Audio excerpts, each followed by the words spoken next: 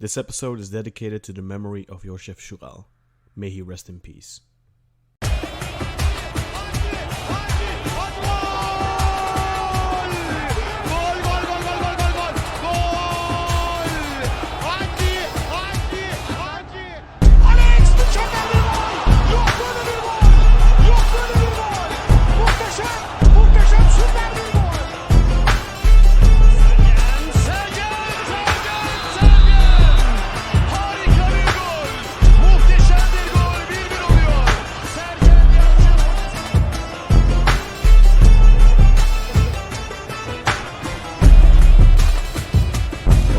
Welcome back to episode 11 for Football a la Turca for match day 30 in the Turkish Süper Lig. I am Kaan and I'm joined once again by Özer and Burak Yilmaz live from London, Burak. But Özer, where are you about nowadays?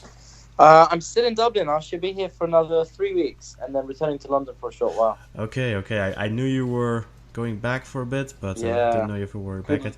And also... Good memory. Yeah, and also joining us, just slightly, also joining us, Umut Naderi, of course. He'll be joining us as well for the Galatasaray match later on, and maybe he'll chime in here and there. So, Umut, thanks for joining us once again, too. And Burak, thank you, of course. But before we start getting into football, before we start talking about trivial things, really, we want to take a moment to pay our respects to... the family and loved ones of Alanyaspor's midfielder Josef Sural, who tragically passed away this morning at 7:30 a.m. in the morning following a bus crash from the Alanyaspor players. They had apparently chartered a minibus, 7 players of Alanyaspor, which included Papi Cisse, Josef Sural, Wellington, Baiano, I think... Stephen Coker, indeed, yeah, and Jalma Campos. I think those are the 7 ones. But apparently at 3 in the morning, the bus driver fell asleep about 3 miles out from Alanya. They were traveling back from the Kayseri game, and unfortunately that resulted in the death of Josef Sural, who was hurled from the vehicle. And apparently hit his head pretty badly, was also suffering from hypothermia. Once he had been gotten to the hospital, he was operated on, I believe, at 5 in the morning, but before a second operation could take place, he unfortunately passed away, and he leaves behind a wife and 2 daughters, one of which is... But both of his daughters are still very young, and one of which was just born in February. He had only joined Alanyaspor in January from Sparta Prague. He had featured 20 times for the Czech Republic's national team. It's just tragic, guys, and this isn't the first time, unfortunately, a bus crash happens this season. Just a month ago, a little over a month ago, of course, 2 Ankaragücü supporters died in a tragic bus crash coming back from the away game in Antalya, and sad things. Well, it's very sad that we have to start a second episode with words of condolence for such similar circumstances, and our thoughts go out to the friends and family and loved ones who will be left behind. We hope that the Alanyaspor club and members of the Turkish football community can do something to help out the family going forward, because as Kaan mentioned, that these guys moved their lives out to Alanya just 3 months ago, and of course never expected things to turn out this way. So it would be good show of solidarity from the Turkish football community if they can try and support the family going forward, at the very least. For sure, and we saw, of course, Ankaragücü and Bursa for their match. They all the proceeds of that match, where 20,000 fans attended, went to the families of those 2 Ankaragücü supporters that passed away. I'm not sure what can really be done here. There's plenty of information out there. If you're interested in learning more about what exactly happened, you can find it for sure. You can tweet us and we can give you more information if you want. But let's transition into something a little bit less serious. Football. Of course, a difficult transition to make, since this is, of course, terrible news, but It's part of life, unfortunately, that these sorts of things happen. But let's move over to match day 30 of the Turkish Super League.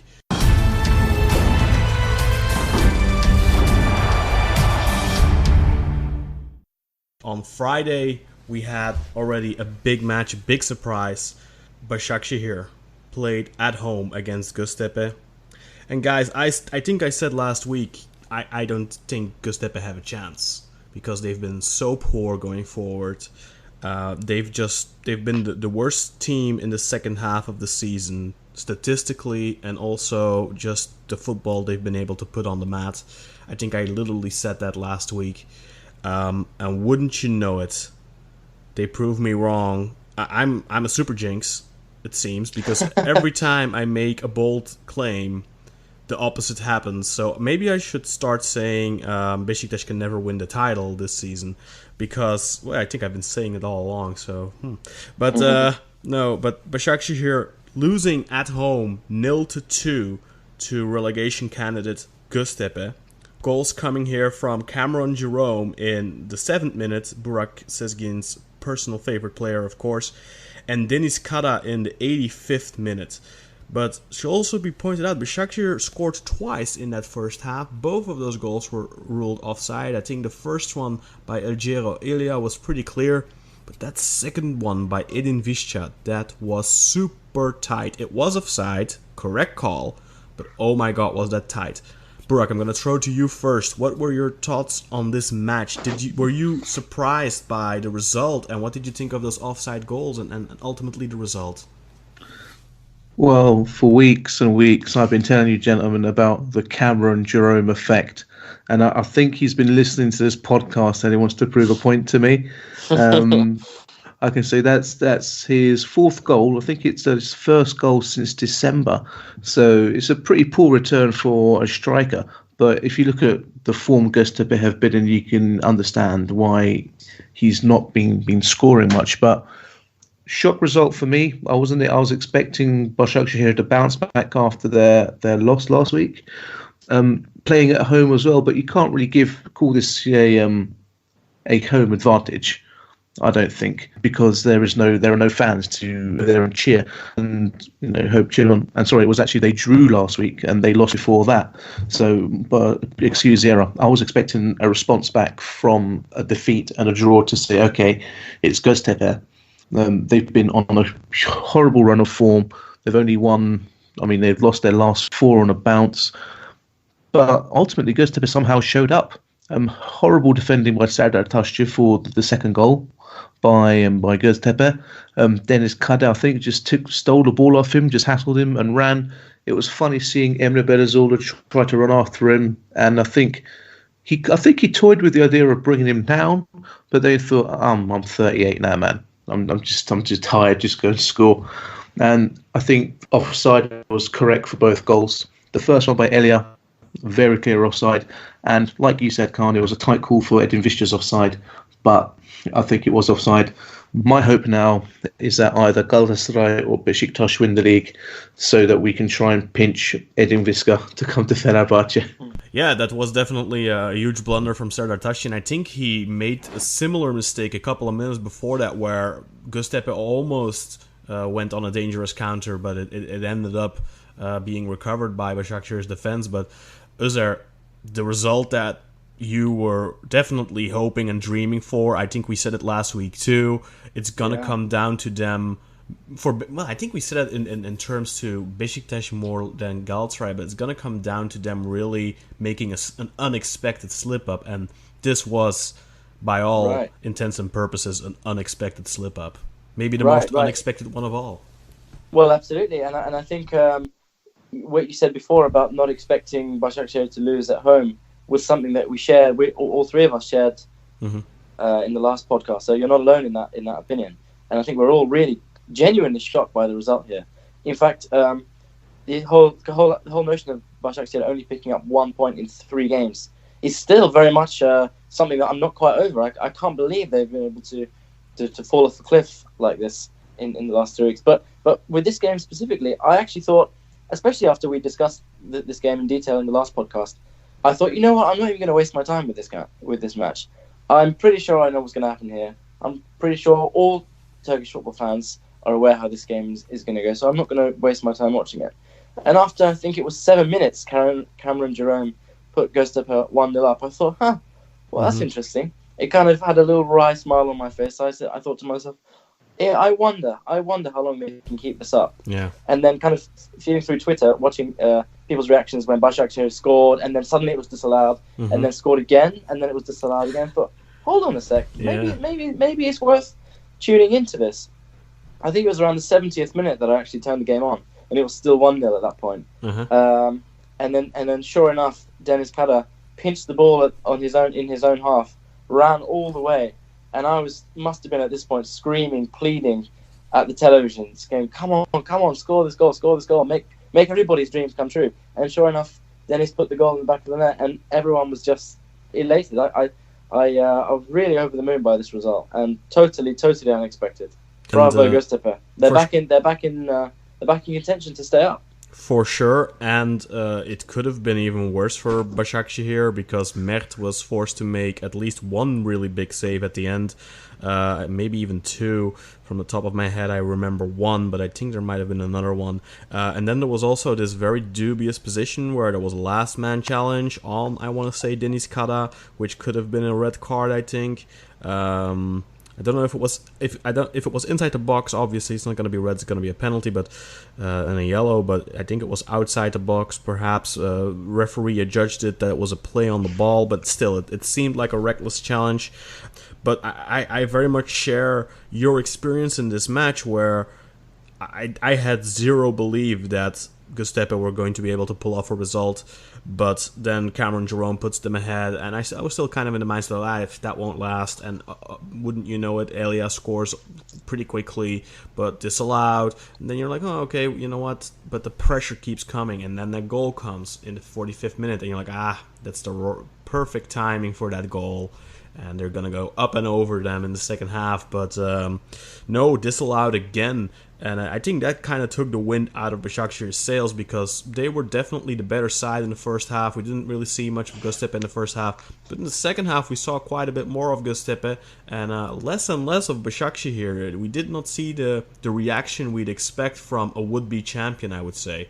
Umut, I'm going to throw to you briefly as well. What did you think about Başakşehir's second half response? Well, I think Tamer Tuna analyzed Başakşehir's plans really good. Because what he had in mind and planned worked perfectly. And when he found chances, he made them work, actually. And that's how he scored his goals, by the opponent's mistakes. Yeah, that's true. They definitely capitalized on the mistakes, especially in that second goal. Do you guys think that Yasin Üstekin being absent had a positive effect on Göztepe?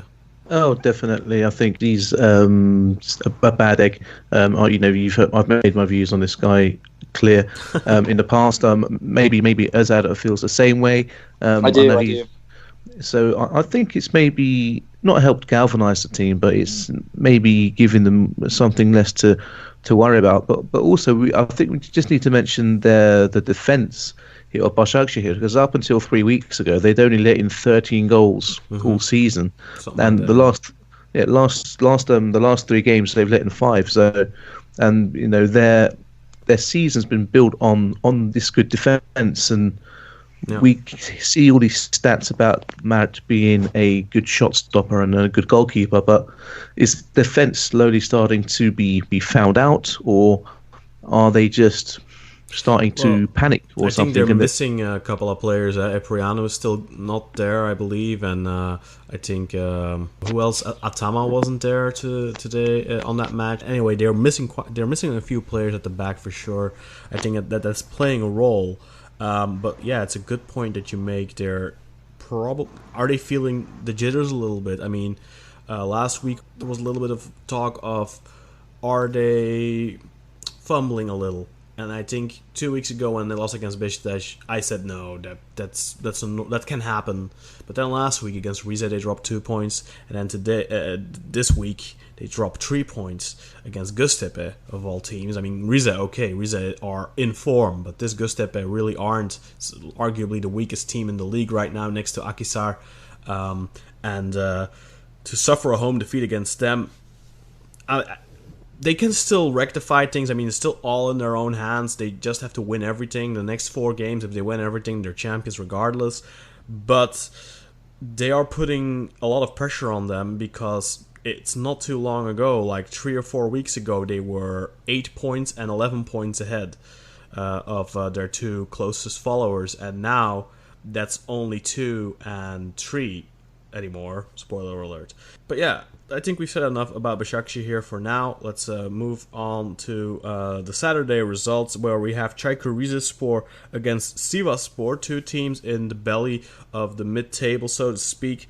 And this match ended in a 0-0 draw, and that's a team we would see come back in this match day, where we see a lot of draws, a lot of 1-1s, a lot of 0-0s. But this was a match in which the scoreline doesn't necessarily reflect the match necessarily, because Vedat Muric got off the scoring really early in the first minute. He scored a goal already, but that goal got disallowed because of a handball during the build-up. Then we also should point out Tolgahan had a solid match, made a couple of really impressive saves, and there were also 2 penalty shouts in the second half for Çaykur Rizespor, one in which Umar Aminu, I think it was simulation, tried to goat the goalkeeper in fouling him. I didn't really see much contact there, and then he just went down, dropped like a sack of potatoes, and was hoping for a penalty. Didn't happen.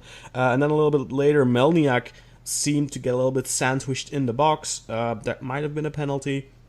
Özer, I'm going to throw to you first. The handball in the build-up for the Vedat Muric goal. Correct decision, yes or no? What did you think of Tolgahan's match, and what did you think of the 2 penalty positions? Yeah, well, Tolgahan I thought played pretty well. His star's been rising, I think, in the last couple of months. Mm-hmm. As for Vedat Muric, he's another one actually you can put in the same category. He's been one of the MVPs for his club since the start of 2019, and we've spoken about him a lot in the last couple of episodes. I think the decision to disallow the goal was probably the right decision. It was tight, but it probably was the right decision. And the penalty decisions as well. I guess you've seen them given both ways. I think they're both up for debate, but on balance, it didn't change too much. I think overall, in terms of the gameplay, Rize probably deserved to win the match, and 0-0 is probably flatters Sivasspor a little bit. I'd agree with that. Burak, what do you think about the penalties? What do you think about the goal and Tolgahan's game? I thought the disallowed goal was definitely the correct call by Vedat Muric. Watching the incident, you can see he brings his arms together to cushion the ball, so he's actually making a conscious effort to actually control that ball with his hands or his arms. So I think that for me, that's the right call. The penalties, like you say, the Melniak penalty at the end, that was not given. Basaksehir had a much softer penalty given last week, so I think that is a cause for debate. So maybe, the MHK, that's the Referees Association in Turkey, needs to get together in the summer and I don't know, just be more consistent with their calls. That's all we ask for, is consistency. I think Tolgahan made some great saves. It was him versus Melniak pretty much for a number of moments in the game. But how Hakan stayed on the pitch when he didn't get the second yellow for the challenge on Vedat Muric, I don't know, because we've seen Saduk for Fenerbahce get a second yellow for a much softer challenge, and the game against Besiktas, where the Ankara Gücü player tried to cripple Burak and he only got a yellow as well. So that challenge was a yellow, and I think the challenge that Hakan put in on Vedat Muric was not as harsh, but a similar, reckless flying in. He should have been sent off. So I thought that was a disappointing decision from the referee. Yeah, it's also something we've seen in a couple of games this week, where there were quite a few reckless challenges, and also last week, of course, we had the Emre Agbaba flying karate kick, but we have a similar one later on that I want to point to as well. But all in all, 0-0. Rize will probably be more disappointed with that result, as Özer already alluded to as well. Personally, I think that for me, the Umar Aminu penalty position, I don't think it was a penalty. I think he was trying to go to goalkeeper, and I think he simulated. The second one, that to me, that looked like a sandwich, and a sandwich is a penalty in my opinion. But Unfortunately for Rizespor, no call and no VAR interjection or anything like that, so it remained 0-0, and that doesn't really change much for either side. Rizespor are impressing in ways, but in the other way, they're not quite able to make that final push for that 5th place that could give them a right to a European spot should Galatasaray win the Turkish Cup. And we'll briefly cover the cup results at the end as well, because that's something I forgot at the top of the show. Antalyaspor against Erzurumspor is the next match, and that's another one that ended in a draw. This one ended 1-1. Goals here came from Mevlut Erdinç, who has been on fire recently. He scored in the 12th minute, putting Antalyaspor 1-0 up. But Gilles Sunu scored from the penalty spot in the 54th minute. I want to talk about that penalty because I'm not 100% sure on that either way.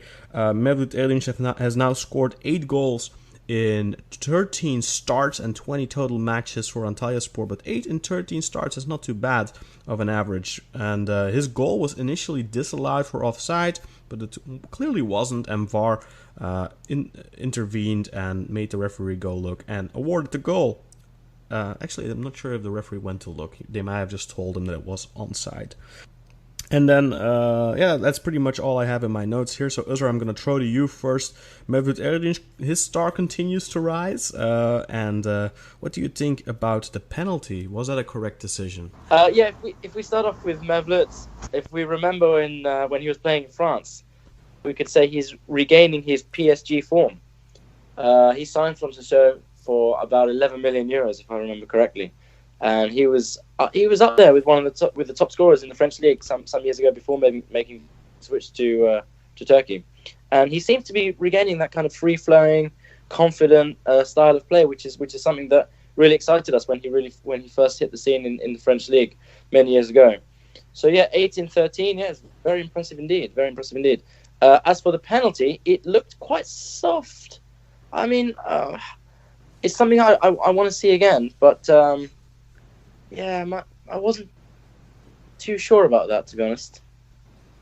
Yeah, I'm sure Burak will have a very definitive opinion on it because he's very capable of watching those positions properly. Burak, I want to hear Burak's dissection of that because me too. As for your previous comment about the offside, I think it was the correct call. The referee, the linesman should have spotted it initially, to be honest. But there you go.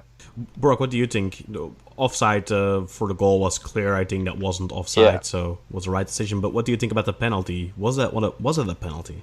Just before I get into this, I just want to say it was a great assist by Nazem Sangare for the goal by Mevlut. So, again, he continues to impress. Sign him up, Ali Koch. Sign him up, is what I say. As for the penalty, for me, it's a clear-cut penalty. And the reason why is you're looking at the ball come in, the Erzurum defender, I believe. No, they see the Antalyaspor player. I believe he goes to kick the ball, and instead he misses it and kicks the Erzurum player's leg, whilst the Erzurumspor player is going to try and control the ball. So I don't think it's not an intentional foul, but I think something similar happened in the Fenerbahce match. Hasan Ali against Hasan Ali, right? Yeah, Hasan Ali Gökhan Gönül. Right, it's soft. Exactly. To me, it was like a carbon copy of that. Almost. So you go to play the ball, you miss the ball, and then you inadvertently kick the other player's leg. It's not an intentional foul, but by the letter of the law, and as we know, gentlemen, I am a man of the law. that is a penalty kick. So the ref was correct to go to VAR, and it was correct to give the decision because it took the Erzurum player down, and maybe he would have controlled the ball and got through on goal and had a shot. Maybe not. But the contact was made. The player went down, and like I say, it's Hasan Ali against Gökhan Gönül all over again for me. So a correct decision. It was a little bit different, though. I think, if I remember correctly, I think here the player kind of came outside of the field of vision for the defender. I'm not sure if I don't know. It's a difficult position. But ultimately, Erzurumspor get another point in their relegation dogfight, and obviously they want to get 3 points, but any point helps them in that that attempt to climb out of that ditch. Now let's move over to Burak's favorite team, Fenerbahce, who faced one of their rivals, Trabzonspor, at Çukurova Stadium, and this one ended 1-1 as well.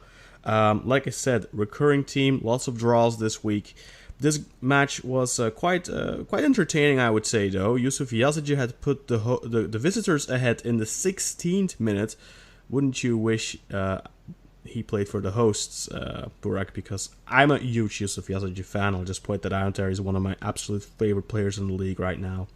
But it's Elif Elmas who gets the equalizer again.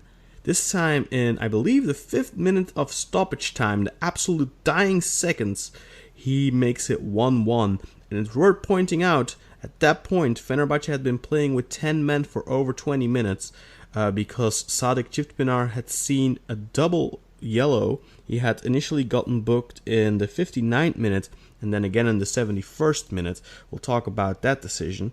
And then there's also two positions where maybe a direct red card could have been in order. First one was Gelson in the first half. He seemed to kick or step on, I believe it was Abdülkadir Parmak, pretty nastily.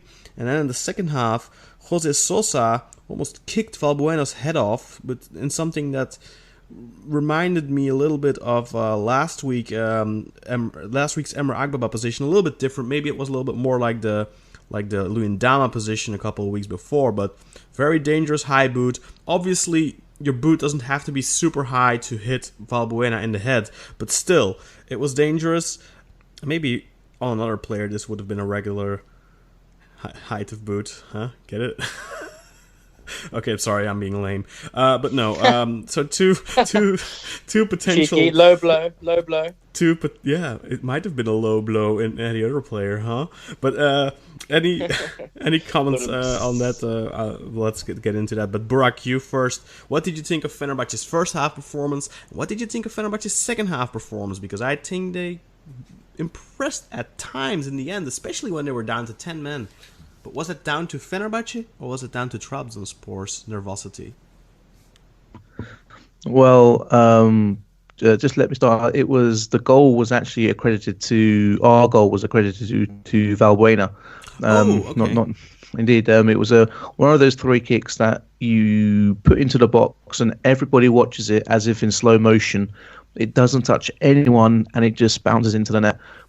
And that is only Valbuena's second league goal this season. The first one was, of course, the penalty he scored against Galatasaray at the Telecom Arena. So we always say he's a great player, but he doesn't score enough goals. But you can say, well, that's because he doesn't play enough and he doesn't start in the first 11 enough. But that is something else. But we nearly went 1-0 down after 26 seconds in that game. Rodallega gets the ball, sure. A great piece of attacking play by Trabzon, and they just went through. And it was a good save by Harun Tekin. I don't think it was too troubling, but it just seems that teams come to Kadıköy and they play a pressing high line, and a team like Trabzonspor, who are great in attack, both going forward and on the counter attack, because of the pace they've got. With both Abdul Qadir's, with Nakayeme, and even Rodallega, he's got some legs up front, and they just made us, pushed us back, and they defended with a high line as well, and it was just horrible to watch. We started Andre Ayew again, who just gave the ball away so much, just like Gileson did. He was awful. He just needs to go home. He just needs to say, look, a few matches left, Andre. Just go to Lulu Lounge. Have a shisha and like a fruit platter. Have a and just look at the bars. Just don't play football. Just like do anything. Whatever Slimani and Benzia are doing, join them. Whether it's in the Kapalı Çarşı somewhere or if they're walking around back streets of Kadıköy in the fish market, just go. Just stay away from this first 11. We need Victor Moses back ASAP. So I hope we've got a magician working on his groin or whatever's injured to bring him back to bring him back in for us. Abracadabra. Indeed, Sadık. Sadık. he's just got this habit of getting himself into these situations. I did feel the second yellow card was harsh because he had a similar position from Burak Yilmaz, the day after, which was, could have been yellow card worthy. And again, the consistencies and refereeing decisions going on there. I think as for the second half, when we went down to 10 men, there's something just happened, like the boo of Kadıköy happened. I mean, Trabzon haven't beaten us in Kadıköy in 24 matches now. So I don't think teams are necessarily afraid anymore of coming to Kadıköy and playing Fenerbahçe. They're not afraid to come and play us as a team there, but there's something about the ground maybe in these big matches. So obviously it's not a derby because it's not from the same city, so it's not like a Fener Besiktas or a Fener Galatasaray, but it's arguably one of the next biggest game outside of those two in our season. Mm-hmm. And maybe there's something that just happened to Trabzon. They thought, oh, hang on here, we're 1-0 up. We know what happened to Galatasaray, Fener came back to 1-1. We know what happened with the 3-3 Besiktas match, and even though that was, and the 1-1. So maybe something happened there. I can't describe it, but before that we'd had a couple of good shots on goal from Hasan Ali and an Elif who made Uğurcan work. I think we should have had a penalty before the free kick as well. When the shot came in, it came off with Trabzon's player's arm. Funny enough, that is not included in the highlights on beIN Sports. but you can definitely find that on Twitter, and I think that was definitely. You'll have to talk to your friend about that. I will do. I will do. Don't you worry. My friend Cüneyt Çakır, smiling like a little bitch. Well, hopefully, the Valbuena goal. Girsin bir yerine Cüneyt, and to Josef Sural as well. Great player. But he was his celebration after he scored, and he was celebrating when Sadık got sent off as well. What was wrong with his celebration when he scored? He's just a bitch. What was wrong with his celebration? I didn't like it. Okay. And I did enjoy it, but I think it's more for the celebrating Sadık getting sent off, which annoyed me. I can understand that, but I didn't see anything wrong with his goal celebration. I mean, you should have watched that goal celebration Fenerbahçe had at Vodafone last season. That was provocative. Remember where Mehmet Topal got hit in the head with something from the crowd because Fernandao was being a P-U-S-S-Y? No, I don't know. I don't think Yusuf. But hey, can we talk about how great that goal was, though? That lofted little ball by Abdülkadir Ömür, and then the finish. Oh, it was sublime. It was sublime goal. It was one of the best goals of the season, I'd say. It was absolutely an amazing combination, and actually we'd see a similar combination later on. Maybe not as great as this one, but we'll see a very nice 1-2 later on. Actually, this might have not been a 1-2 actually, but great goal, no doubt. But do you remember the first time these two teams squared off this season? It ended 2-1 to Trabzonspor. But do you remember that match, Burak? I may have tried to block it out from my memory. Well, Trabzon go 2-0 up in that match. And after that, when Fenerbahçe score, the panic that Trabzon had, they had absolutely zero composure whatsoever. And these last 20 or so minutes of this match were like a carbon copy. Trabzon completely choked. They're a man up. They showed really good football in the first half, I think. I don't know what happened to them. Also, Anthony Nwakaeme, the man we've been praising through the moon and back for the last couple of weeks, kind of ghosting in this match.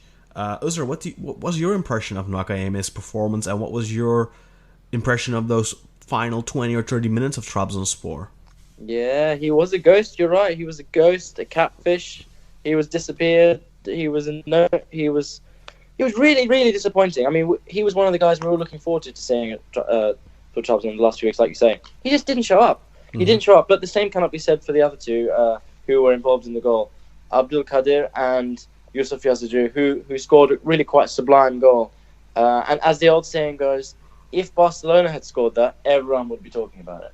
True. It was that kind of effortless, beautiful finesse that you just rarely see in Turkish League. It has to be said. So those two guys deserve a lot of praise.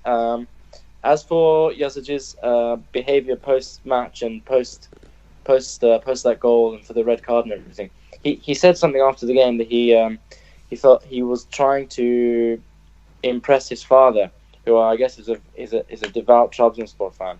Mm-hmm. So he said the only thing he could be happy about following the final result is that he made his dad proud for scoring against Fener. So I guess that he had some sort of like personal emotion tied up in the game, which maybe is why that came out in different ways. And that's just to Burak's point. Fenerbahce seem to have this knack of being unbeaten at home in these big games. If we don't call them derbies, we call them big games, these headline fixtures. Mm-hmm. They haven't lost against Trabzon since 97. They haven't lost against Galatasaray since 99. I don't know when they lost against Besiktas, but they have this formidable record. I think. 2005. Okay, so that's quite a serious record, and they deserve some credit for that. This is their worst season in history, probably their worst season in history, and yet they still managed to keep these records intact. And you gotta give your hat off to them.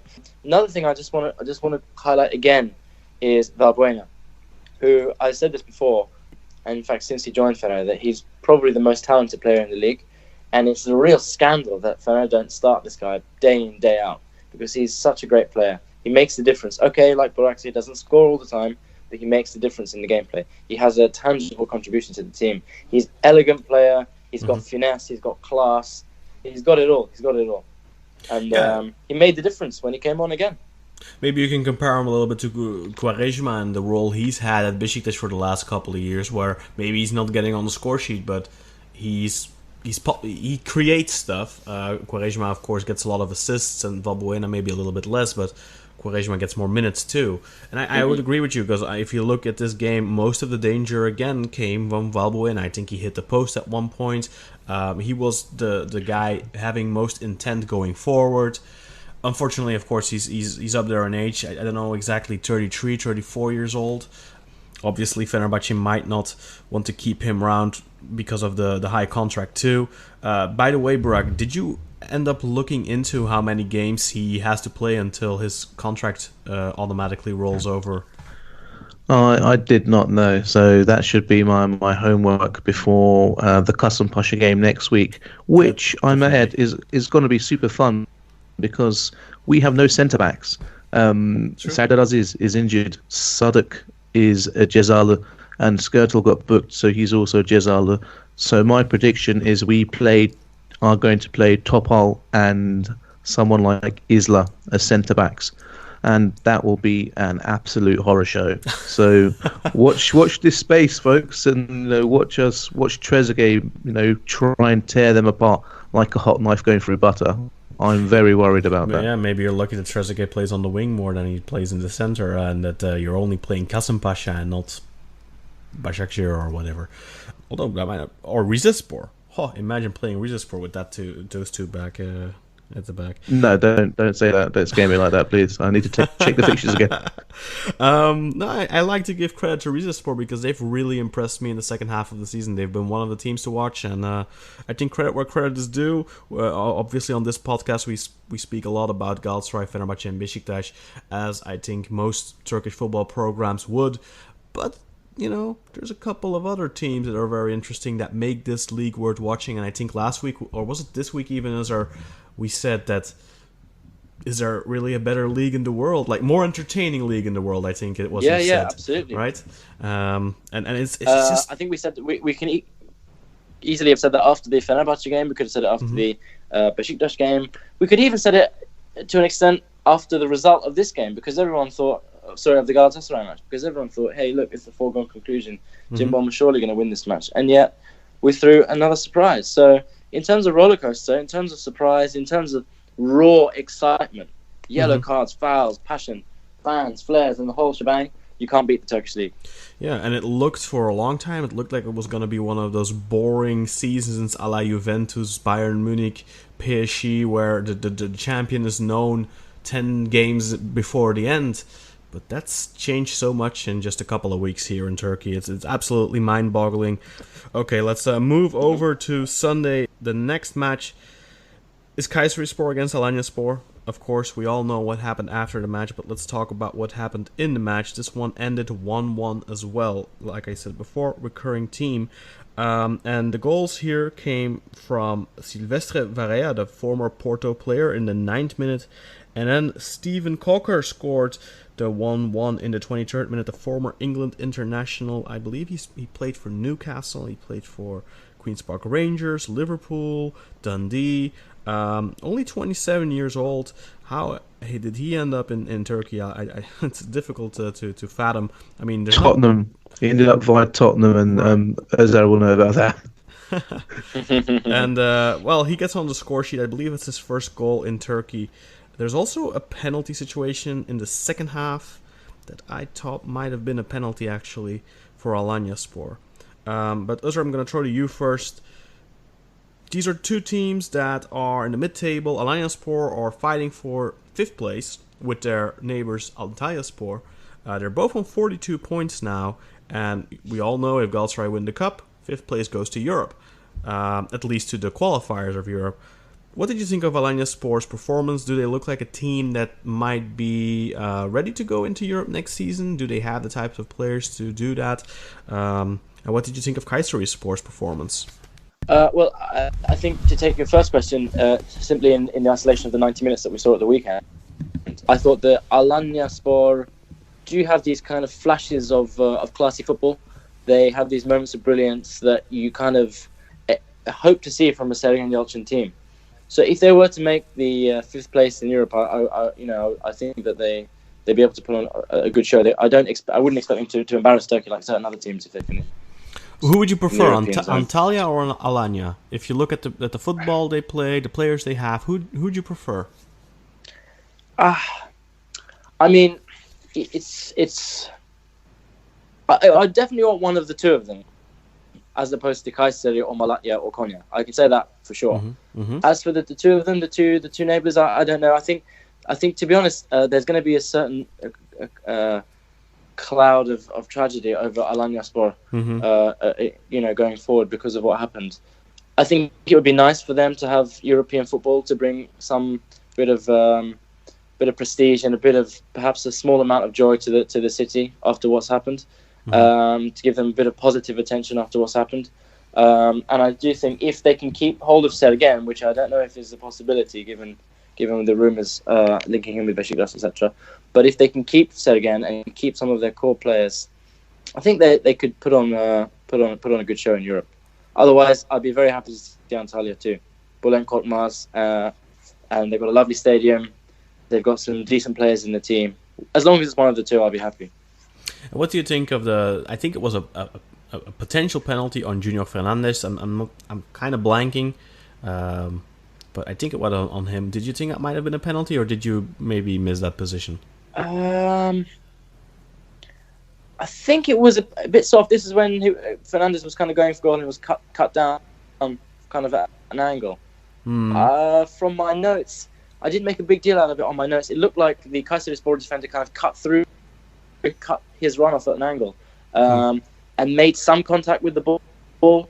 I think just moments after touching the ball, he made contact with Fernandes as well. So, I don't know. I've seen them given, but it wasn't a clear-cut penalty. That's for sure. Let's throw it to Burak would agree with that. Let's throw it to Burak because he always, he's our penalty man. What do you think, Burak? Penalty or no penalty? No penalty. I thought it was a very good tackle. He got his foot on the ball. He used his body well. The Alanya player was obviously looking for it. He felt the player come in, maybe felt some form of contact. But for me, the correct decision, and that was a good, strong tackle. And, we need to see good, strong tackles. And if you are confident enough to tackle like that in the penalty area, then you better make sure you back yourself and get the ball, which is what I believe the Kayserispor player did here. So, yeah, for me, no penalty, good tackle, on your bike. Off we go, 1-1. Okay, let's move over to the next match. Bursaspor Akhisar 0-0. Bursa, this was kind of a must-win match for them, especially given the result on Friday with Göztepe winning theirs. Bursa with a win could have taken a 2-point lead again on Göztepe, if I'm not mistaken. But it ended 0-0 in a frustrating match, I think, for both teams to an extent. I do recall a goal disallowed by Elvis Manu in the second half where he got adjudged for a foul prior to scoring. This felt a little harsh, I think. Bursa, lots of will, but not many clear-cut chances. They definitely were the better and the more threatening of the two teams, but at the end of the day, not good enough, not enough quality. And Akhisar at this point, also for them, kind of a last chance, must-win type of match. And the mind-boggling thing to me, guys, they were kind of wasting time in the end, and the point really doesn't help them whatsoever. Burak, I'm going to throw to you first. What do you think of this match? What did you expect? Well, I expected more fight from Bursa. I know Akhisar, maybe this was their last chance saloon to win and maybe get to that 28-point mark, or however many points they would have got to, 27 actually, I think. Yeah. But Bursa, they almost have turned into Göztepe in this match with the performance. It was like quite sluggish, no real sense of urgency. I don't know. Obviously the fans came out in support. They got a lovely crocodile stadium. As we've mentioned before, they should get Lacoste to maybe sponsor them and give them some more money. Yeah, instead of legal battles. But would Lacoste? Yeah, but would a brand like Lacoste want to go in and sponsor a team like that? I think not, because it will probably hurt their brand a lot more if they see that it was just vasat football, as the Turks would say, just lacking any kind of spark or will. And I think 0-0 Akhisar, I was not expecting them to pose any real threat, which they didn't. So for me, it's Bursa should have done better. And if you look ahead, the big match next Saturday, is Bursa go away to Erzurum. And we know that teams struggle playing in the mountains of Erzurum. They welcome them with the Turca by Ibrahim Erkal, of course, as we know, and Göztepe are at home to Alanyaspor, so battle of the seaside resort. So both of those teams are on 30 points, and I don't know what to expect from this, because Göztepe have pulled a shock out, as we saw this week, and Rize, playing very good attacking football, but Ankara Gücü are at home, and maybe they could get a lift. But if we go back to the actual game, Bursaspor should have done a lot better, and they're fully deserving of where they are at the moment, because they didn't take their chances or create any chances to then take, shall I say? Yeah, for sure. He said something interesting there. Burak said something interesting. They're kind of almost looking like Göztepe. And is that a feeling you had when you were watching this match? Did you think, well, they're just inept? Plenty of will, but not enough quality, perhaps. Yeah, I think that's a fair point. I think the difference, I suppose, is that Bursa have, in the last few weeks, have really been trying everything. And they just haven't been able to have that final touch to actually convert their possession and their effort into goals. Whereas Göztepe hadn't even really shown the effort in the last few weeks until the Basaksehir game. And I think that story continued in this match as well. I mean, they had a couple of really, really good golden chances to take the lead. Even right up until the end, they had a shot that just narrowly missed the post. And then just a few minutes later, the whistle blew, and everyone in the stadium, all the players, just sunk to the ground, because they all knew that this game was critical. Win the game, and you've really huge sigh of relief. And they both failed in doing so. Finished 0-0, and now it's very, very difficult for both teams. Okay, let's move over to the next one then. The main event, as we like to say, on Sunday, Besiktas against Ankara Gücü. This was definitely an entertaining game. Ended 4-1, but again in a recurring theme that I seem to be saying a lot when it comes to Besiktas matches. Scoreline, exaggerated, does not reflect the match necessarily. Goals here came from Burak Yilmaz in the 8th minute, and another goal from him in the 63rd minute from the penalty spot. Then Domagoj Vida got a goal in the 54th minute, and Hadi Sako managed to score for Ankara Gücü from the penalty spot in the 79th minute. But Adam Ljajic quickly cut off all their hope in the 81st minute and made it 4-1. Besiktas with a comfortable win, possibly important goals as well for them, because they're in a position where if they end on level points with Basaksehir, it's going to come down to goal differential, because in terms of head-to-head, they're level. Besiktas won 2-1 at home. Basaksehir won 1-0 at their home. Away game goals do not count, so it's down to head-to-head. Head-to-head is level 2-2. So then it's going to come down to goal differential. Goal differential not too long ago was 6+ in favor for Basaksehir because of the earlier alluded to sturdy defense. But Besiktas, of course, scoring quite a lot. But now now the difference is 0. Both teams are on 27+. Besiktas are the highest scoring team in the league right now with 66 goals scored. But they've also conceded, if I'm not mistaken, 38, which is quite a lot.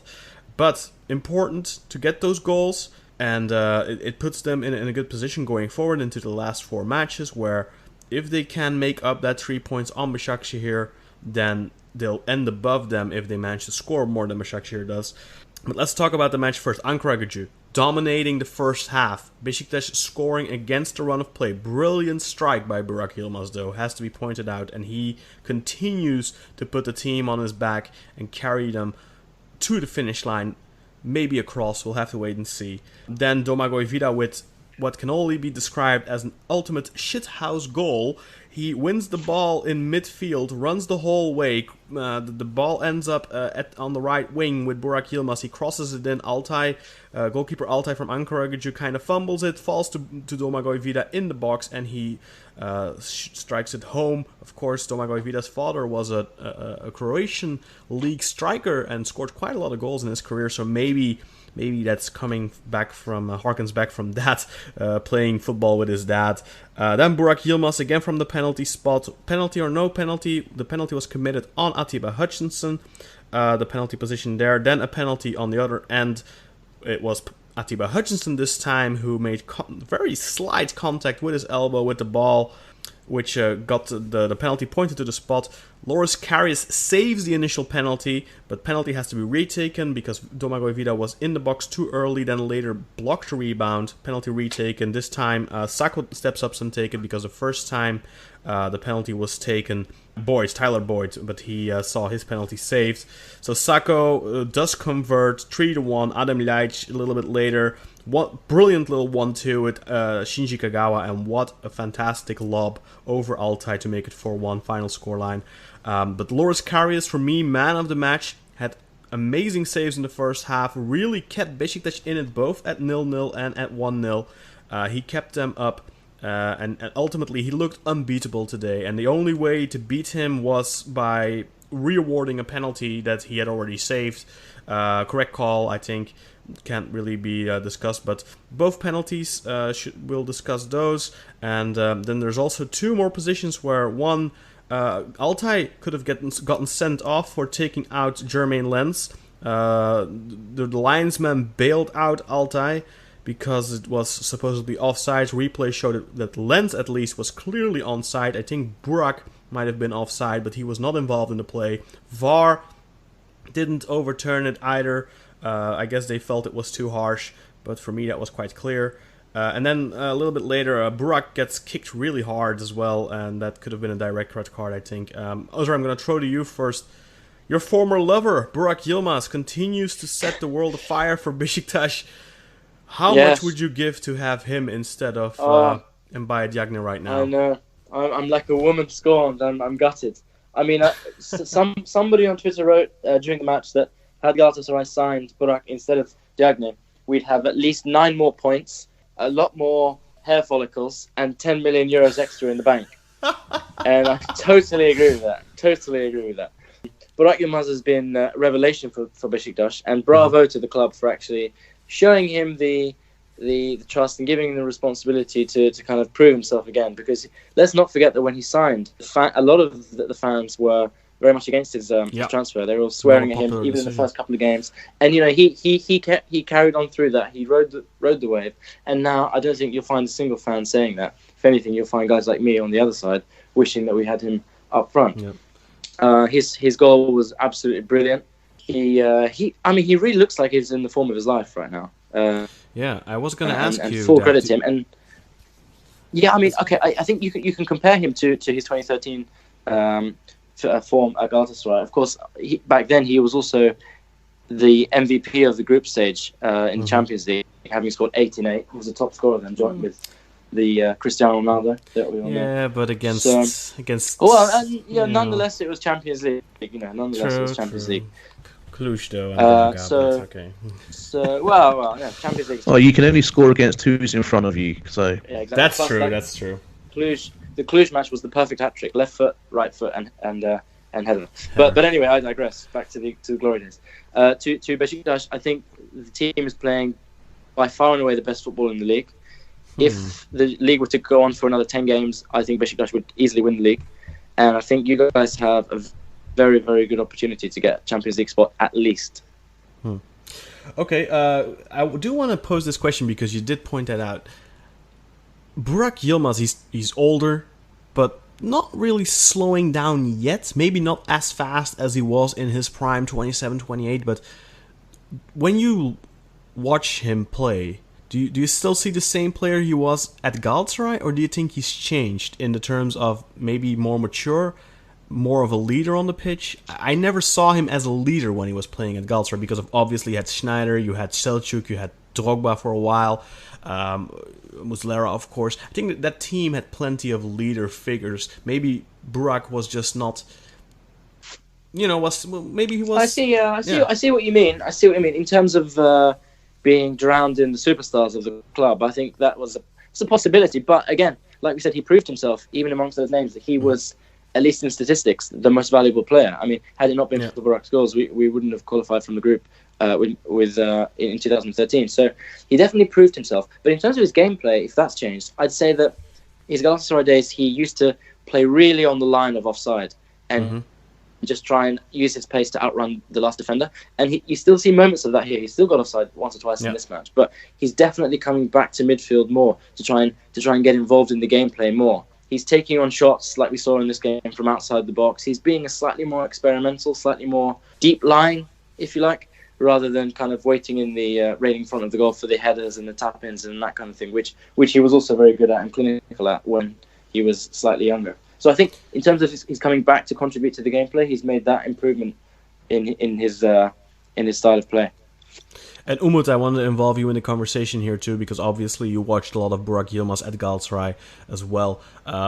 Obviously, physically, he's not in his prime anymore. We can say that. I think that given his, I expected him to decline more rapidly, given the amount of injuries he's had the last couple of years, given his play style, because he does rely heavily on his pace, on that reaction. He was always that type of player, but he's almost 34 now, and I'm honestly baffled by how good he still is, and he has seemed to adjust his gameplay a little bit, like Özer already said. But what do you think of him as a player in general, not physically, but as a player? Do you think he's maybe better than ever? Because let's not forget, last season for Trabzonspor, 25 matches, 23 goals. Now, this season, he's got 16 goals in 7 plus 12, 18 or 19 games, I think. 17 matches or something. I don't know. He's got a ridiculous amount of goals. He's got, combined with last season, this season, 39 goals in 40 games or something like that. Or 42 or whatever. Is he better than he was when he was at Trabzonspor, when he scored 33 goals in 34 matches? Or what do you think? I'm really... This is a question I'm asking myself. Well, mentality-wise, he has grown up because, he left the greed at his past, and now he plays for the team. And also, he thinks he owes something to Besiktas fans because what he left before was not good at all. So I think he owes that much, and he tries to make it work for him. And as you can see from his determination on the pitch, he wants more for his team, and this time not for himself, but the team itself. So I think it kind of helps how he plays on the pitch, and he's definitely better mentally than he was ever before. I think that's the key. Right now, he looks to be mentally just so strong and so confident. He just radiates confidence. I think that first goal he scores, and also last week that free kick he scores, that's just the type of goal of a player that's extremely confident. Even though last week I really didn't think he was playing a particularly good match, but that confidence to do that, to step up and take that responsibility, completely agree. But so Burak, I want to ask you a question. With the first half performance we saw of Besiktas, Ankaragücü were all over them. Yes, they went in 1-0 at halftime, but it could have easily been 1-1, 1-2, whatever. Ankaragücü were really good. I think Loris Karius really stepped up, made a couple of really good saves. But do you think Friday's result against between Basaksehir and Göztepe, Basaksehir slipping up, do you think that might have had an impact on Besiktas? Did they kind of suffer from nerves against Ankaragücü in the first half, you think?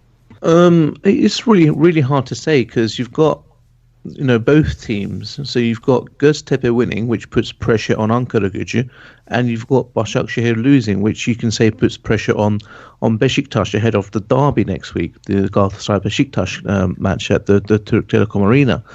So I think Besiktas, because I was watching this match, I was dipping in and out between the kitchen, doing a few bits and pieces. I think that the onus should have been really on Ankaragücü in the first half to try and make something happen. I think they thought, okay, we're at Vodafone, we've really got to come out and try and produce something, maybe, scrape a point, maybe even, pull off a win. Because if Göztepe can go and win at Basaksehir, why can't we go and win at Besiktas? Mm-hmm. But I think what they failed to factor in was Besiktas are probably one of the more formed teams at the moment in the Super League, alongside, say, Trabzon and potentially Rize, who are playing very good attacking football. And you've got the Superkos, which is Burak Yilmaz, who's just scoring goals for fun. Looks like he's really enjoying his football again after a while of being out of sorts at different clubs. It looks like he's being embraced by the fans now and his players. I think Umut mentioned, he's brought this more grown-up, more mature mentality. I think he's always been a physically gifted athlete, and I think he could have turned his hand to any sport, be it track and field, basketball, volleyball, because he's just got that build. He's quite tall, but also quite wide, but lean and strong at the same time. So I think he applies it really well to his football. And I think the first half was a bit of a cagey affair, almost like the first couple of rounds of a boxing match with Besiktas, having that 1-0 lead and maybe having, been dealt a few more blows by Ankaragücü. But, they got in at halftime, they had the talk, and then they came out. And like you say, I brought up with the assist for the Vida goal. Like you say, just lucky, but, you've got to put yourself in that position to take advantage of that luck, which is what Vida did. And then, no qualms about the penalty for Burak's second. Great goal by Laic. Just left it to the last minute and then just so cheeky, as if it's like he looked to the side, took out a cigarette, lit it, said, "Na yapıyorsun?" and just chipped it in over the goalkeeper. It was just a delightful goal by him to watch, and I've really enjoyed watching him play. Yeah. But I think nerves by both teams, but Besiktas showed that they handled it a lot stronger, and they had the more talented players as well. And when you've got someone like Burak Yilmaz who's in a great run of form, you're always going to have a chance to do some damage, and that's what they did. So I will be looking forward to the derby next week, gentlemen. With popcorn, I bet. Yep, it will be my turn to be. I'll have the popcorn. I'll have the cheddars. I might even go out, and I might even go to Simit Saray and get a simit to enjoy this match. So, well, hey, you know what? Go a few days earlier and send me one in the mail, huh? How about that? By the way, I have to thank you for all the help you gave me on that postage thing. By the way, Burak, it worked out. That's just between me and him. So glad. Do go on, Jen. Glad to hear. We'll tell you offline, Ozzy. Don't worry. No, but what did you guys think of that handball by Atiba? I really didn't feel that was intentional, and he grazed it. And in the super slow-mo, it looks like he does bam with his elbow, but I think that's so misleading to watch something like that in super slow-mo. To me, it just looked like he was running in a natural way, and his arm, the fabric on his elbow mildly grazed the ball. It seemed so harsh, and then it was especially harsh on Loris Karius. He makes the save, then the penalty gets a retake, and he had his best match as a Besiktas goalkeeper. I think it was a fabulous match. He really had that I won't be beaten today, over my dead body performance, and then he has to concede on a penalty. I felt so sorry for Loris Karius, really. But what did you guys think about that penalty decision? It was definitely Karius' best game for Besiktas. He looked, like you say, quite unstoppable. As for Atiba's penalty, well, I thought it was karma for his dive that led to Besiktas' penalty earlier on in the game. To be honest. You thought that was a dive? Well, I don't think there was any contact from the unconnected player. I watched it from at least 4 different angles. I just couldn't see the contact. He looked like he was really angled his body to present himself to fall, anticipating a tackle that never came. Okay, not really in his character. That seems very out of character for Atiba. What do you think, Burak? Did you think that was a dive? I don't think it was a dive. I just thought it was just a soft penalty. Like the one we saw given to Basaksehir last week. It wasn't a great deal of pulling. But I just can't see any contact at all. Do you guys think it was compensation for the wrong decision a minute or two earlier, where Altay probably should have gotten sent off for taking out Lens? I don't think so. No, I just think it was it was the letter of the law says it's a penalty. It's just a very soft. I'd expect Atiba to be stronger in that situation, but you're in the penalty area, so you're going to be looking to make the most of it to make the referee think you've been fouled in a lot more harder or, tougher way than you have. But, you do something like that in the penalty area, you're leaving yourself open to the potential of giving away a penalty. Mm-hmm. I'd like to go on and talk about the 2 potential red cards and stuff like that, but I think we're going to waste too much time on this match then, and I think we've said most that has to be said. There's 2 more matches we have to address, and I don't want to take up too much time just talking about Besiktas. If people want to hear a whole hour of BS about Besiktas, go check out the Black Eagles podcast, of course, which I do with Sinan Schwarding and Evron Akman.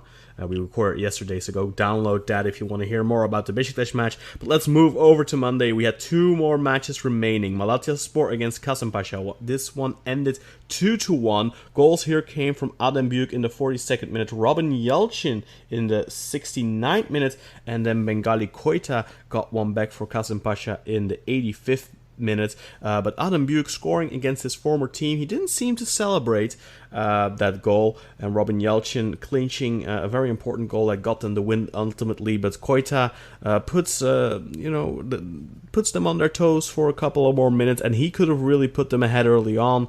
Not that early on, but in the 29th minute he hit 2 bars with 1 shot, so that was quite the achievement, but didn't manage to score. And in the 55th minute there was also a hard cross from not Diamansi, I'm sorry, I'm confusing, but Abubakar Kamara, throwback a little bit there for Diamansi Kamara, for you who remember him from Eskişehirspor, of course. But Abubakar Kamara with a hard low cross, and Donald, not Donald Trump, just Donald, he missed probably what was the easiest goal he'd ever score in his career. No goalkeeper, no defender on the line. All he has to do is just touch that ball a little bit and tap it in. It was from a meter out, and he somehow manages to put that wide. That was quite comical, honestly. But let's quickly gloss over this match. Really not too much importance in terms of the table, really. Kasımpaşa is kind of safe. Malatya still a little bit in contention for 5th place, but they've been on a pretty poor run of form in the second half of the season, despite a very good run of form in the first half of the season. Özer, going to throw to you quickly your thoughts on this match. Anything in particular that jumps out to you? Nothing major to highlight, apart from, didn't Malatyaspor sack their coach the other day, Erol Bulut, after the I think he resigned. Oh, he resigned, okay. Well, in any case, I thought that was a really strange decision, because he'd taken them to the semi-finals of the Turkish Cup and within a few points of a European spot. So I kind of expected Malatya to lose that game, just because I just thought that was just a complete own goal from the club's perspective, and they deserve to lose points just for that alone. What do you think, Burak? Do you agree with that? I think it's a really weird decision. I'm not sure if something's happened at the club with Errol, if he's had a disagreement with like the chairman or the board or something, or if he just felt like he's not being backed enough and he's suddenly turned around to say, well, do you know what? Look what I've done for you, and this is what you do to me. It's almost like that scene out of Training Day with Denzel Washington in the hood, and he's like, "You're gonna do this to me? After all I've done for you, I run this place." and he's like, "Sod it, I'm leaving." And then, but they go ahead and they beat Kasımpaşa. But Kasımpaşa have been on a downward spiral of form at the moment. They've I think they've only won 2 of their last 5, but Malatya as well, they'd only won 1 of their last 5. So you could say that they maybe the reserve coach whoever took over galvanized the squad, and it's still odd to see Malatya and Kasımpaşa still in the top 10 with their really bad run of form. It just goes to show what a strong first half of the season they had. But I was kind of expecting Malatya to maybe sneak a win, and 2-0 with Kasımpaşa only scoring in the last 6 minutes. So again, it's not going to affect a lot of things on the table. But we do play Kasımpaşa next week, so as Fenerbahçe, and we played them in Kasımpaşa. So hopefully we can smash them, get 3 points, and keep climbing up the table. Let's shift over to the last match of match day 30, Konyaspor against Galatasaray. As we've seen quite a few times already on this match day, lots of draws, and that happened here too. This one ended 0-0, and I'm just going to throw it over to Özer. Must have been a frustrating 90 minutes for you for sure. What do you take away from this game? I really thought you weren't going to ask me. I thought this game had never happened and I could just wake up and play it all again. I mean, I really expected Jimbom to be up for this match. Win the game, get the 3 points, and you're top of the league. And it's pretty much game over in terms of the psychological warfare. You just have to keep rolling on for the next 4 games. And this is such a huge missed opportunity for us.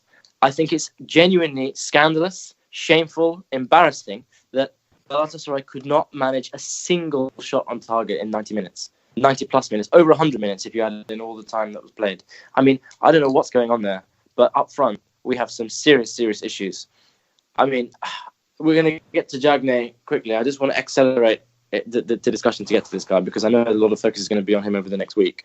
But let's just take a moment to appreciate the importance of context in life. Rewind to January. Galatasaray is in dire need of a striker. Now, we've got cash in the kitty from the sale of Gomez, from the loan of Maicon, etc., etc. We need someone who's going to just walk in there and start banging the goals to put us back in the title race. Now, in front of us, we have someone who's 6'4". He's got Juventus pedigree. He was signed by Juventus in 2013, after all. He had scored something like 21 goals by January in just 17 games, when you consider that the next player, number 2 and 3, had only scored 9. 21 goals by January. You think, hell yeah. 20, by the way. Of course we're going to sign this guy. 20, okay, 20 and 17. And the next player had scored 9. You think, come on, you've got to lap this guy up. But as the old saying goes, as Terry once said in the Champions League press conference, statistics are like miniskirts. They don't show the whole picture. And the reality was this. He never played a game for Juventus. In that whole time that he was signed by the club, he was zoned out to useless clubs. His pinnacle was making 3 loan appearances for Al-Shabaab of Saudi Arabia. Most of those 20 goals had been tap-ins or penalties. He had 0 technical finesse, no skill, no first touch whatsoever. Really, really awful first touch. Poor finishing ability. I mean, really, the best thing about him was his haircut. And I know I'm going to irk Burak with that statement, but you really know that a player sucks when, after 12 months of playing in the league, still no one knows how to pronounce his name. But it's so weird though. 28 goals at this stage. I know. And it's just. And he's so frustrating to watch. Even the 8 goals that he scored, though, I think there hasn't been a single one from outside the box. They've all been tap-ins or served on a plate to him or penalties. I think 6 penalties, 1 deflection. Okay. Right, that's right. And 1 tap-in. And 1 tap-in. Yeah, that's right. I mean, 6 penalties is quite an achievement, I suppose, in its own right. But Yeah, we'll leave that for a different analysis. Yeah, because you got to score them. But I just think I'm amazed on a personal level that I'm really gutted about Galatasaray result, and for once I don't even mention Belhanda's name.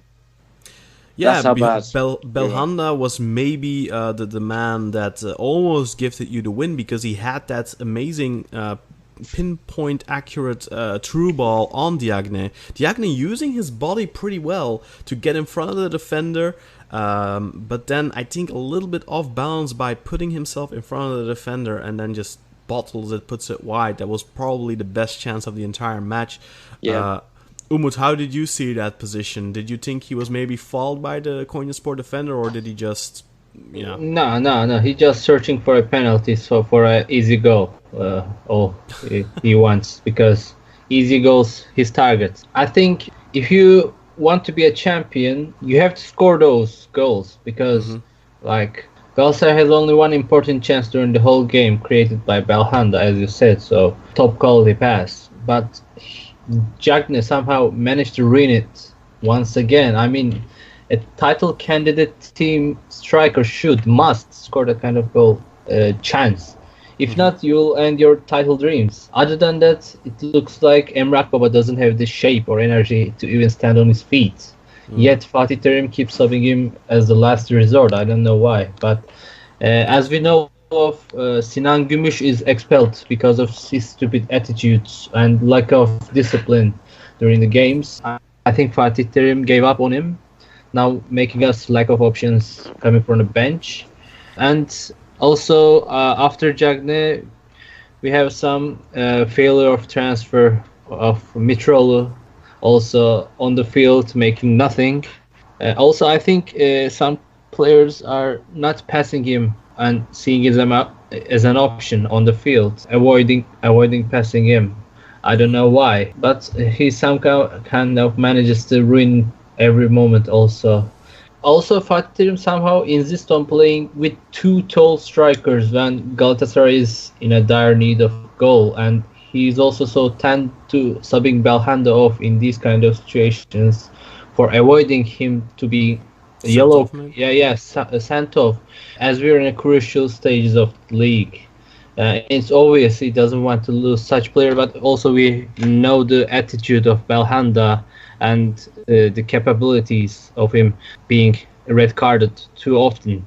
So I think he has every right to take him off. But in these kind of stages, in my opinion, you should take some risks to win these kind of games. And now Galatasaray doesn't have the luxury to lose any more points if they want to be the champions. So hard stages are in the future. Yeah, it's clear what Galatasaray will have to do heading into those final 4 matches. It's still fully in their own hands. They still play Basaksehir. If they win all 4, they're champions. There's no question about it. But do they have what it takes to be that? I think next week we'll find out a lot about how good Galatasaray is. Are they capable of winning it? Because we can say now, and I know I've said it a couple times already, I think this might be the breaking point for them, but they're still in it, and it's still all in their hands, despite this being the second slip-up in 3 games. But with Basaksehir losing twice and Galatasaray only drawing and not losing, they're still completely in it. It's going to be difficult, though, to see heading into next week.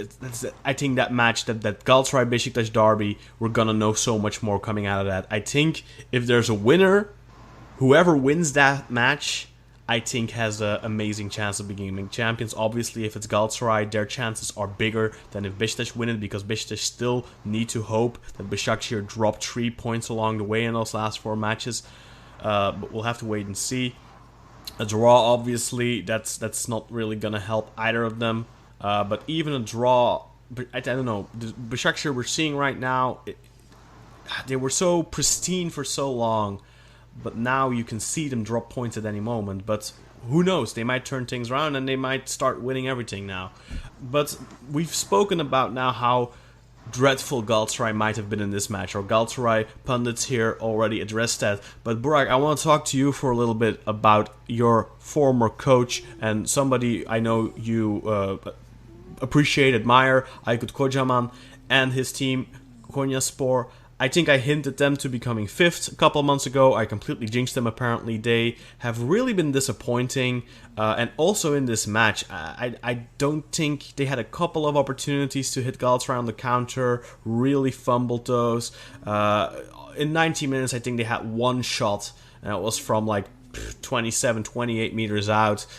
Just lucky try. So uninspired.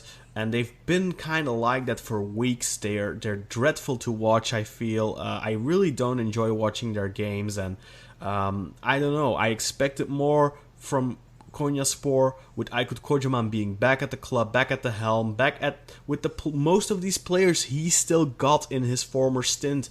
And most of these players he helped mold and create. Demir Milosevic, Hadžiahmetović, those types of players. And I don't know, such a dull team really at this stage. Maybe next season we'll see a little bit better Konyaspor. But what do you think of Aykut Kocaman's performance at Konyaspor this season, and what do you think of the team's overall performance? Well, Aykut Kocaman, he can be quite a polarizing figure amongst opposition fans and Fenerbahce fans.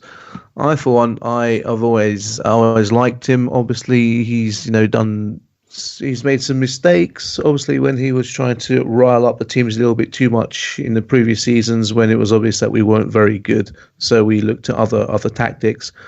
But his display of his stoic stance in the wake of the after the 2011 season has endeared him to me for life, even more so than after the goal against Trabzon in '96, which I still remember fondly. But looking at the form, I remember when we were talking about Konya, going for fifth, potentially even being able to get fourth, and they've completely fallen off the edge of a cliff but they're still in ninth place, shockingly, which shows you how much of a strong first half of the season they had. Yeah, but, and they're also kind of in the same boat with Malatyaspor, Sivasspor, those same teams that were in that similar good position after the first half of the season, and they've all kind of had a very, very uninspired, mediocre second half of the season. Very much so. Konya not winning 6 games, but when the fixture was out, and you had the loss of Basaksehir losing, Besiktas winning, and it came down to Galatasaray, one of the final games of this match week on a Monday. I think, well, they're playing away in Konya, and Aykut Kocaman is the manager, and I had this feeling, I think Galatasaray are going to drop points. But like you say, it's not because of an amazing performance by Konya. It was just a bit scrappy and dogged. Like you say, Fofana didn't show us what he's capable of doing, like he did against Fenerbahce. Thanks for that, Fofana. Besiktas too, screamer of a goal. Exactly. He just didn't want to come out to party or to play. You had a few flashes of brilliance here and there, and he looked a little bit alive. But it's more to do with Galatasaray not taking advantage of the opportunity that they were presented by the Basaksehir loss. But looking at I think, is this Aykut's second stint at Konya or his third? I think it's second. Second, so you can see he's loved by the club. He's well respected because of what he's done there before. But like I say, he's just failed to inspire this second half of the season, and I don't quite know what to put it down to. Whether it's a lack of people in the squad to be able to bring in. I'm not sure what his rotation policy is like, so I don't follow them avidly enough.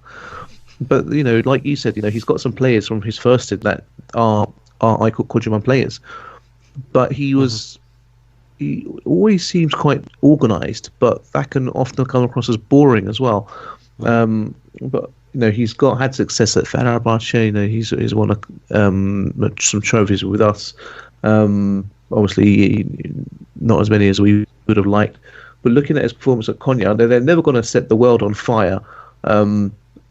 But it's quite. I can't quite put my finger on why they have dropped off so much in the second half of the season, despite a great first half performance. I'm not sure if there's any unrest at the club, if there's anything going on behind the scenes, or if it's just that some teams that he come up against, his tactics don't work, and the other team have either figured out the way Konya play, and use that to their advantage, and then can't go to a plan B or a plan C. Or if he wants to, he doesn't have the players to be able to pull that off. Yeah. Yeah, I think it's more of the latter, actually. I don't know what Özer and Umut think, but I've always felt like he, including in his first stint when he finished third, which was an amazing performance, I always felt like they had a good squad, but they lacked that spark, that one special player that could lift them to the next level. Like, they have many decent players.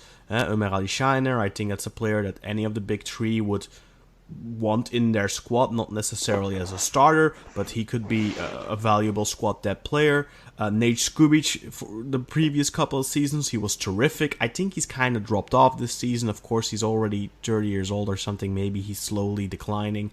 But then Deni Milosevic, a talented young player. Hadzi Ahmetovic is a talented player. Jovovic was setting the world on fire not too long ago at Göztepe, but never really managed to translate that over to his performance at Konyaspor. They had, of course, Samuel Eto'o briefly, but that also wasn't the Eto'o we saw at Antalyaspor the first two seasons. And I don't know, I can't help but feel that they're a team that with one or two good players could even contend for the title. And I know that's a stretch, and I'm not saying they'd win it, but I think they could be in the battle at least. Not necessarily until the last four weeks, but I think they could be making things interesting. I really think that with Aykut as coach, with the players they currently have, and one or two, like for example, like a really good goal-scoring striker, and then like a really creative midfielder like Alaj and a Burak, I think that could really put them on title contention, because I don't necessarily think that they have a bad squad, but I also don't think that they have a particularly good squad. Umut, what do you think? Well, I don't know. I know it's a bit of a stretch, title contention, but at least European football. Well, if we make 4 out of 4, we can win the league. But the same applies to Besiktas, and same applies to Basaksehir as well. So it's kind of a very hard battle, hard race. But I think right now Besiktas is the superior one, as you see how they managed to win their games with multiple goals, and how they want the game more than we do, because also the mindset applies to the games. And now they have Burak Yilmaz, who is the leader of the team, like some kind of how Ronaldo in the time managed to win the games, a winner kind of mentality we are talking about. So Galatasaray lacks that kind of mentality in their team. So I see Besiktas in a better position to be the contenders. Okay, that was going to be my next question. Apparently, Umut skipped over one. But okay, let's finish the Konyaspor talk then. Let's indeed delve into that conversation so we can round things off in this episode. But Özer, what do you think? Who is looking hottest heading into these final 4 weeks? Who do you think? I think you're still going to favor Galatasaray, maybe. Do you think this? Well, I don't know. I don't know. It's tough. It's tough. It's so tough. It's harder to call than ever. I mean, throughout the last, since we've been doing this podcast, I've always said Basaksehir and the best chance. They got the upper hand. They're playing the best football. They're the most calm. They're the most organized. That's all fallen apart in the last 3 weeks. But Galatasaray were not able to capitalize on that tonight. So I don't want to change my school of thought. I want to stick with it, and I want to be using my Tottenham ability to try and see if Başakşehir's decline is going to continue. And everything will be decided next weekend. Galatasaray, Besiktas. That will decide everything for me. Yeah, probably. Burak, last week I said 3-horse race, but it takes 2 horses to stumble for the third horse to be able to catch the title, to win the race. I honestly, I never thought it would.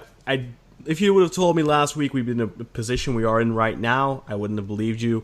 But headed into next week, Besiktas can maybe secure second place if they beat Galatasaray. Not necessarily though, because they still have a very tough away game at Trabzon, so I don't think next week necessarily decides anything. But it does make it'll make clear who's the biggest title contender, Galatasaray or Besiktas. That's for sure. Well, actually, not if they draw, but yeah, you know what I mean. But what do you think, Burak? Are these two horses that were a stretch away in front of that third horse, are they falling? Are they stumbling? I think they are stumbling, but there's still a lot of race to be run.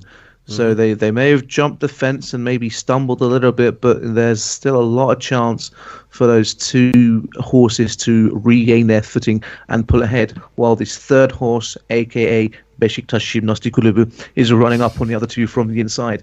So for me, it's like, well, you know, my team is shit, right? So I'm enjoying a close title race, and I'm just thinking to myself, go on, let's have some good games, let's have some fire, let's have some passion. I'm really looking forward to Galatasaray Besiktas next weekend. I think I have a feeling Besiktas are going to win that match. You just jinxed us. No. I have a feeling Besiktas are going to win, but I still think like I've said, I think the Galatasaray Basaksehir match will decide who the title goes to. But I think it will decide whether it goes to Basaksehir or whether it goes to Besiktas, is what I'm saying. That's a hot take. Yeah, because I've always said Galatasaray have had a chance.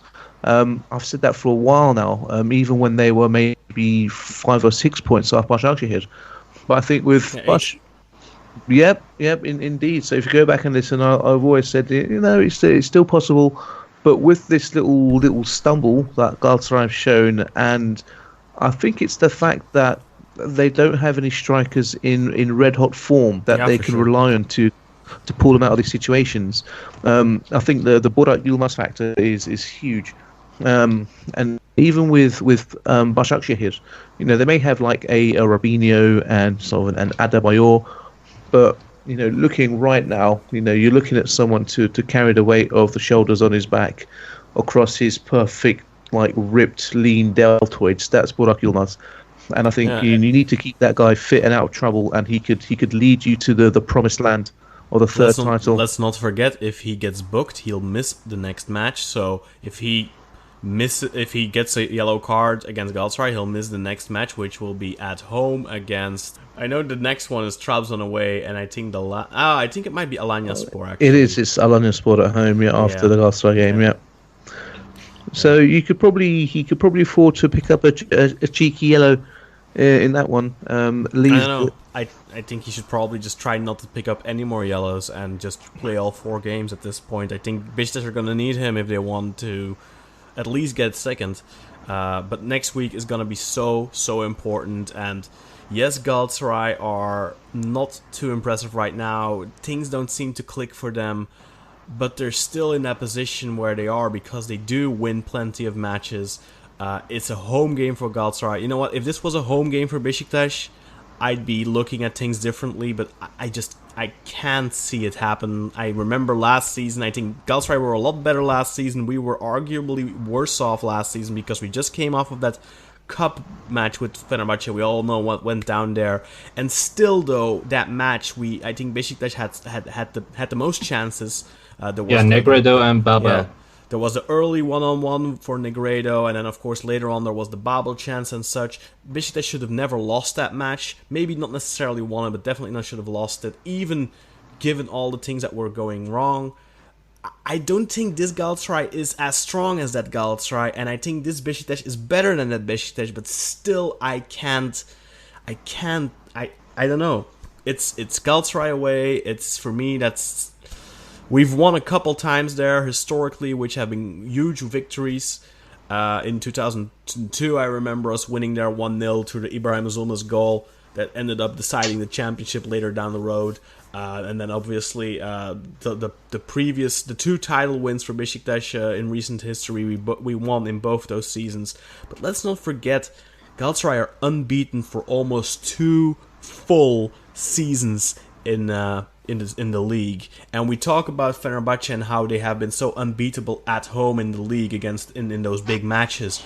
But Galatasaray have that too. Even if they're not in their best form, I think they're still going to be incredibly difficult to beat. Besiktas are going to have to play an amazing game. Burak is going to have to stand up once again. He's going to have to yeah, he's gonna have to continue go on what he went on last. And will he be able to do it, or will nerves get to him, or maybe we'll see Diagne finally put his mark on a big match for Galatasaray. If he scores and wins them that match, I think everything can be forgotten of this miss against Konyaspor today and his underwhelming performances in recent months for Galatasaray. I think everything will be forgotten if he wins them that match, and especially if he wins them the Basaksehir match and ultimately the title. So next week is going to be so important, shaping the rest of the title race. But I think we've discussed plenty for now. Guys, I want to thank you all, Umut, Özer, Burak. I want to thank all of you for joining me again for this episode 11 of Football a la Turca. And once again, our heartfelt condolences go out to Josef the Sural. family and loved ones of Josef Sural, and of course Alanyaspor. And thank you all for listening. And we'll see you again next week. Thank you very much. Thank you. See you next week, everyone. Thank you for listening. Bye.